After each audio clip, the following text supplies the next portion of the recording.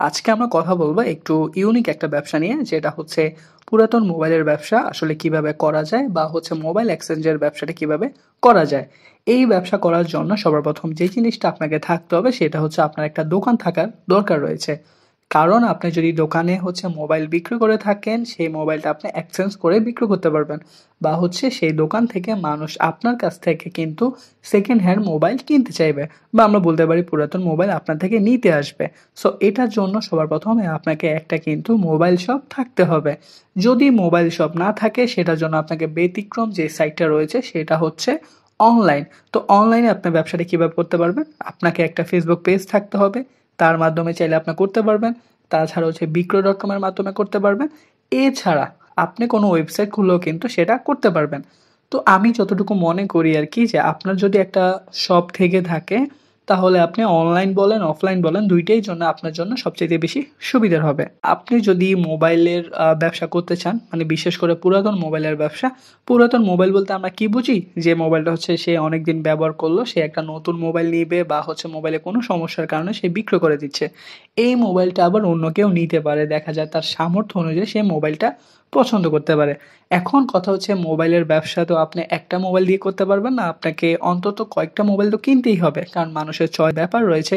সে এই মোবাইল ভালো লাগলো না তো আরেকটা ভালো লাগলো, সে আপনার থেকে দেখে মোবাইলটা নিতে পারে। তো মোবাইলের ব্যবসা করতে গেলে যেহেতু মোবাইলে অনেক টাকার ব্যাপার, সর্বনিম্ন ৫,০০০ থেকে কিন্তু ৩০-৪০,০০০ টাকা দামের মোবাইল রয়েছে। সেগুলো পুরাতন হয়ে গেলেও অন্তত অর্ধেক দাম হলেও কিন্তু সেগুলো থাকে। তো আপনাকে এটার জন্য ভালো পুঁজি রাখতে হবে। অন্তত ২ থেকে ৩ লাখ টাকা পুঁজি যদি আপনি রাখতে পারেন, তাহলে ৫০ থেকে ৬০ টা মোবাইল কিন্তু আপনি নিয়ে নিতে পারবেন সেকেন্ড হ্যান্ড হিসেবে। তারপর সেটা আপনি একটা ভালো দামে বিক্রি করতে পারবেন। তাছাড়া হচ্ছে আপনাকে অবশ্যই প্রতারক থেকে সাবধানে থাকতে হবে। অনেকে হচ্ছে চোরাই মোবাইল বিক্রয় করতে চায় কম দামে, সেটা থেকে আপনাকে সতর্ক থাকতে হবে। কারণ এটা পরবর্তীতে আপনাকে রিস্কটা বহন করতে হবে, এমনকি জেল, থানাতেও যাওয়ার সম্ভাবনা থাকবে। সো মোবাইল নেওয়ার সময় বক্স দেখেই মোবাইলটা নিবেন। আপনি বিক্রয় করেন বা যাই করেন, কিন্তু আপনি ১ম এ নিতে হলে কিন্তু মোবাইলটা দেখে শুনে আপনাকে নিতে হবে।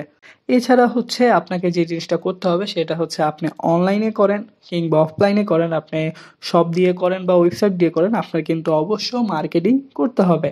এছাড়া আপনি কিন্তু কিছু থার্ড পারসন রাখবেন, যারা হচ্ছে আপনাকে এরকম মোবাইল এনে দিবে বা হচ্ছে যারা আপনাকে মোবাইল সম্পর্কে ধারণা দিবে। সো ৳১,০০০ ও যদি আমরা ধরি, আপনি যদি মাসে যদি ৩০ টা মোবাইলও বিক্রি করতে পারেন, ৳৩০,০০০। তাছাড়া হচ্ছে যদি আপনি মেকানিক্যাল কাজ জানেন, মেকানিকের কাজ জানলে সেখানে কিছু টাকা। আপনার যদি নিজের দোকান থাকে, আপনি পার্টস বিক্রয় করে কিছু টাকা পাবেন। আপনি মোবাইল ঠিক করে কিছু টাকা পাবেন। আপনি নতুন মোবাইল বিক্রি করে কিছু টাকা পাবেন। তো আপনাকে অনেক বেশি ইনকাম এনে দিবে এই ব্যবসাতে। তো আমি যেহেতু আজকে হচ্ছে পুরাতন মোবাইল বিক্রয় নিয়ে কথা বলছি, সো আমি এটাই বলতে পারি আপনি অন্তত মান্থলি ২০ থেকে ৩০,০০০ টাকা কামাতে পারবেন ২ থেকে ৩ লাখ টাকা ইনভেস্ট করে। আশা করি ভিডিওটা আপনার অনেক উপকারে আসবে। আমাকে ভালোবাসা দিবেন, সাপোর্ট করবেন। আসসালামু আলাইকুম।